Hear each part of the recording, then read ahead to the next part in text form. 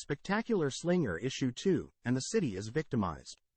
Way back in the day during the time of Wilson Fisk, the demons were his enforcers on the streets.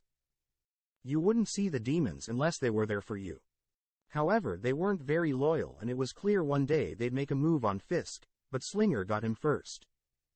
He thought the demons would try and take power, but they moved to San Francisco and took it over. Out of sight and out of mind. But now the spectacular Slinger now tipped off to a potential new Kingpin needed to investigate. If there was a new Kingpin, then the demons had to have been aware of them at least. Not long ago the demon's boss was killed by tiger-like claws, so this investigation of his forces could result in evidence as to what the new Kingpin was doing. The demons held onto their headquarters like it was a castle. Large fences surrounded the former waste disposal facility, giving it an eerie look, as it was now nothing more than a headquarters for the Oni. The Oni, or so Slinger had heard, were the new bosses. 3 supervillains, one of which was known for Oni-like look. Slinger didn't know someone could be that ugly.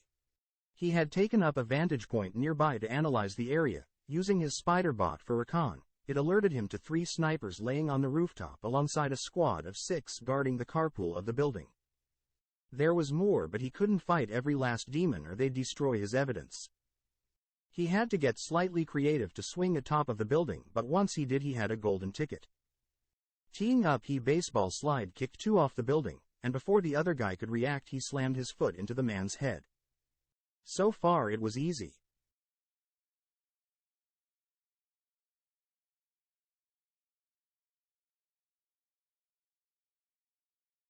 Looking over the edge, the 2 snipers were alive but unconscious. There was always a risk when fighting, and luckily so far he hasn't had to deal with that risk much. With the snipers gone so quickly, he just needed to wait for his spider bot to update him on the rest of the garrison, while watching the ground squad gather around the snipers.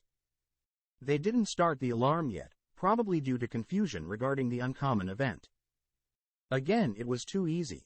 All Slinger had to do was simply drop a few web bombs and make sure no one had slipped past his assault. The explosives, a mix of volatile webbing, quickly disabling the goons. It was near silent as well. How he invented that he couldn't explain on the job, however he knew it deserved better than second place in the science fair. He had the spider drone connect the guards via small webbing and then used a taser web on the connected guards, the electric shock channeling to each and ensuring they wouldn't be getting up for a bit. It should get him enough time to get the evidence, then it wouldn't matter if the entire gang tried to fight him. The headquarters was an abandoned waste disposal plant, probably ex-mafia. Its inside was pretty bare too, furthering that connection. Walking through the halls, there were all the same issues as most abandoned buildings: signs of homelessness, graffiti, and all the trash. Nothing new for the Slinger. Boots could be heard from the direction of the main processing room, but it was suspiciously silent in the direction of the break room and the private offices.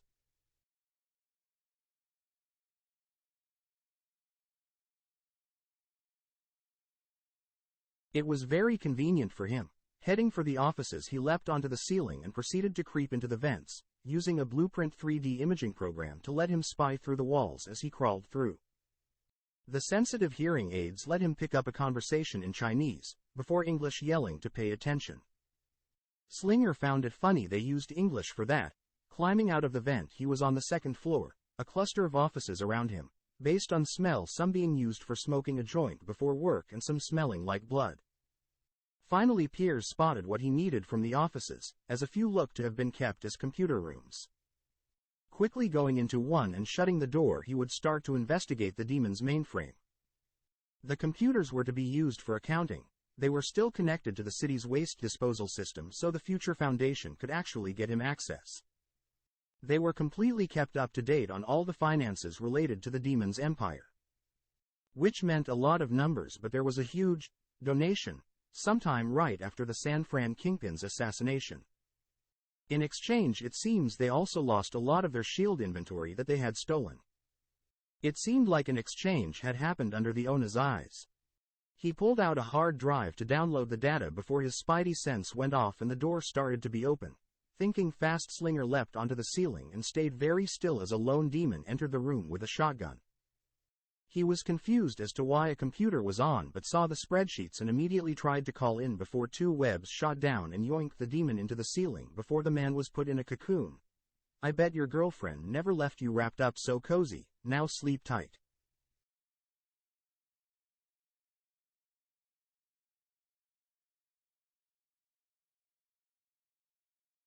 Slinger hopped down to retrieve the data and then went back the way he came to head into the processing area, now turned into a throne room for the Oni. He had the spreadsheets but he could get even more information, the bosses would have to be where he gets it. Inside the room there was all the machinery and trucks, some twisted into some kind of execution machine. On the other side of the room sat the three Onis of the demons, upon a network of stairs and thrones, the height of the chairs representing the strongest Oni. Ditching the stealth seeing as the three are alone, he walked in and approached them. Hey Onis, I got a question as to your competition, and you are going to give me an answer. The three Onis sat in their chairs unmoving, each one wearing the demon's signature Chinese opera masks, but they were each different. The weakest was a big fat man, his mask smiling crookedly and half-heartedly dollar signs were painted on it. He generally looked like a sumo wrestler with big green boxing gloves. The medium-ranked Oni was a blue-skinned skinny Japanese man. His breathing was cold and ice had frosted on his mask. The stairs closest to his throne were covered in ice. The last one, the strongest one, was a person who Slinger would honest to the gods call an Oni. He was tusked and had large big teeth, jagged black nails and red skin. To his side was a massive sword. But it wasn't anything worse than what Slinger had faced before. Hey Jack Frost, based on your hierarchy you handle diplomacy, right? Then tell me about New York's new Kingpin. Slinger kept walking over in his somewhat casual manner but on the inside he was tense, ready to break someone's jaw off if he had to. A new Kingpin meant Uncle Ben hadn't been avenged, not yet. New Kingpin. What's it to me? They recently made friends with the Mandarin. We ain't stupid like you, Spider. What's it you? Well, seeing as they bought up all your shield gear I figure you are pretty good friends, seeing as how you'd be in charge of the West Coast with that kind of equipment. Or did Piggy Bank not tell you too about that big donation in exchange for all those guns?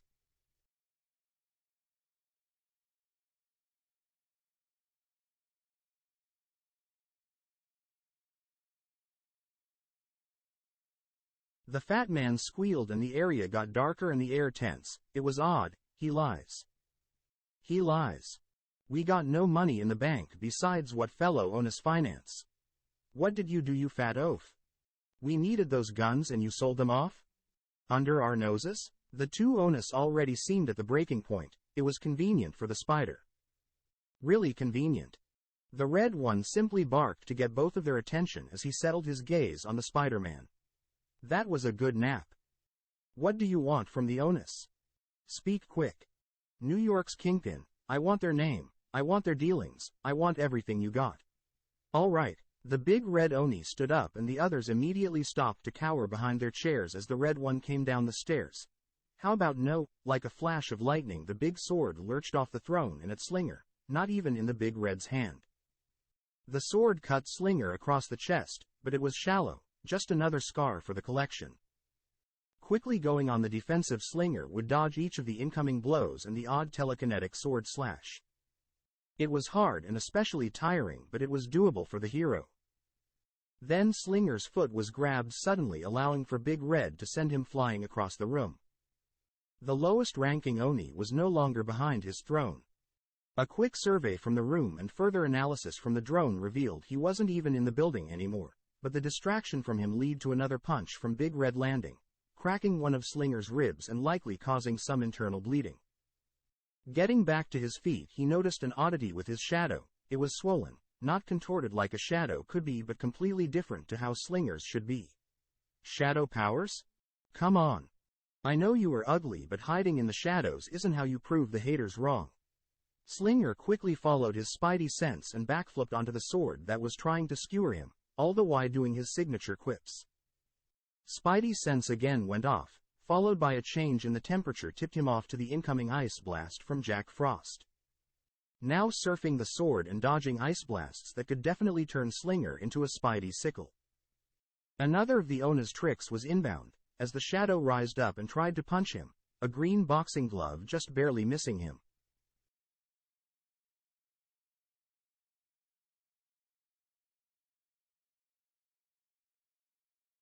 Okay, so 3 fighters: Big Red with telekinesis, Jack Frost with cryokinesis, and Piggy Bank with shadow powers. Ya gotta be kidding me. The 3 Onus would continue their assault, with Big Red having the sword fly in easy patterns for Jack Frost's Ice Blast barrages, and after every barrage a sucker punch from Piggy Bank would be thrown. Slinger only had 1 shot at this all, and at this rate he was gonna be too tired to fight. He fired a taser web into the sword, causing a bright flash. The suit insulation protected Slinger as Piggy Bank's shadow cover was ripped apart, allowing Slinger to grab him and throw him in the way of an ice blast before webbing him to the wall. With 1 Oni defeated, the sword suddenly stopped defying gravity as Big Red charged at the crashing Slinger, Jack Frost freezing the webs before they could solidify and provide Slinger with the way off the sword, sending the hero tumbling straight towards the Red Oni.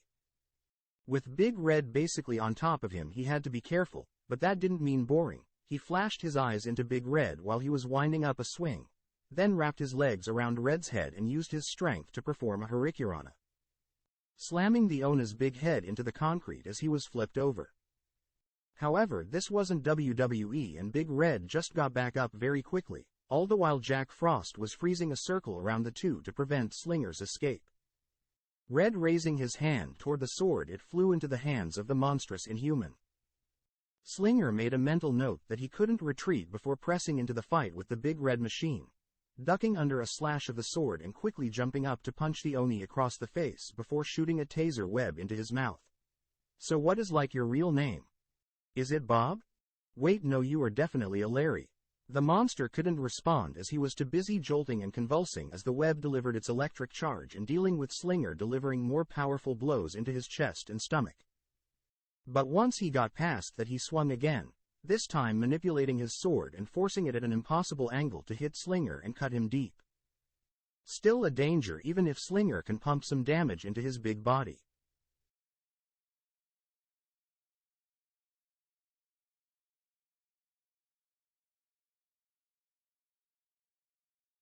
Bleeding profusely, Slinger knew he needed this over with. His holding back would get him killed.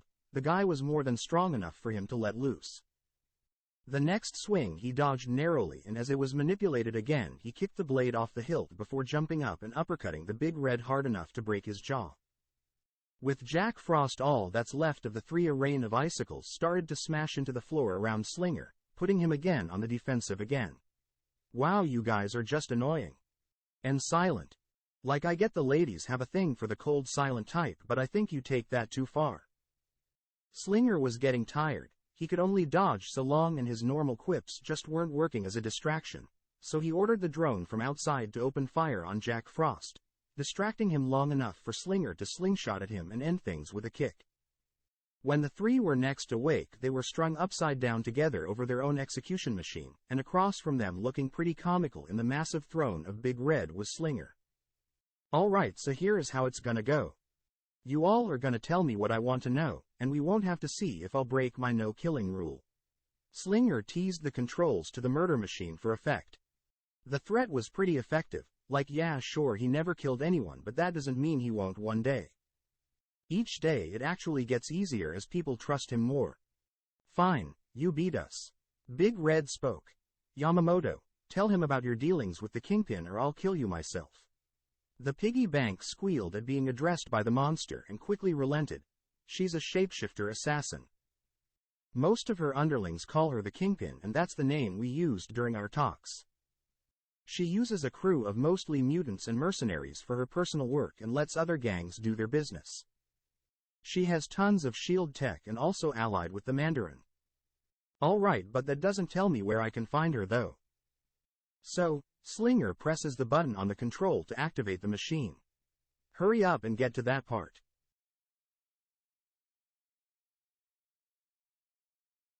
I know she smuggles a drug called heat. It's a powerful drug that can supply any emotion someone wants: lust, happiness, drowsiness, calmness. It's the most powerful drug we've seen in a long time, and she has the entire market. From Madripoor to Toronto, they all beg for her to give it to them. Jack Frost relented and informed the cunning spider Asterisk. And she has a lot of legitimate businesses in the city. Construction crews are a favorite. The pig squealed asterisk. Thanks guys, but that's not what I asked. We don't know where she does business. Have you tried the old guy's HQ? That was a good point, and he stopped the machine and got up. Police will cut you down when they arrive. I'll be sure to stop by the raft to thank you for everything. Hey Spider. I haven't had knocking like that since Black Bolt threw me out. I'll be gunning for you when I get out. Big Red swore. I'll put it on the calendar next to Rhino, was the last quip as Slinger now had to deal with even more goons before SWAT teams could get here.